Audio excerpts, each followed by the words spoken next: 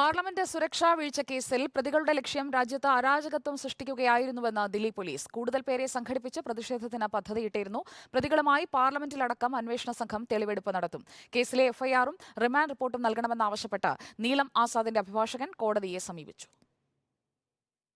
Parliament സുരക്ഷാ വീഴ്ചയിൽ ലളിതയ്ക്കും കൂട്ടാളി മഹേഷിനും ഗൂഢാലോചനയിൽ നിർണായക പങ്കെന്ന ദില്ലി പോലീസ്. രാജ്യത്ത് അരാജകത്വം സൃഷ്ടിച്ച് ആവശ്യങ്ങൾ സർക്കാരിനെ കൊണ്ട് അംഗീകരിപ്പിക്കുകയായിരുന്നു ലക്ഷ്യം. ഭീകര സംഘടനകൾക്ക് സംഭവത്തിൽ പങ്കുണ്ടോയെന്ന് പരിശോധിച്ചു വരികയാണ്. പ്രതികളെ ചോദ്യം ചെയ്യുന്നത് തുടരുന്നു. പ്രതികളുടെ ഫോണുകൾ നശിപ്പിച്ചെന്ന് ലളിത മൊഴി നൽകിയെങ്കിലും പോലീസ് അന്വേഷണം തുടരുകയാണ്. ഹരിയാന രാജസ്ഥാൻ അതിർത്തിയിൽ ഫോണുകൾ ഉപേക്ഷിച്ചെന്ന് പോലീസ് കണ്ടെത്തി. കേസിലെ മുഖ്യ സൂത്രധാരനായ ലളിതയുടെ ബീഹാറിലെ വീട്ടിൽ പോലീസ് പരിശോധന നടത്തി. BJP MP പ്രതാപ് സിംഹയുടെ മൊഴി പോലീസ് രേഖപ്പെടുത്തി.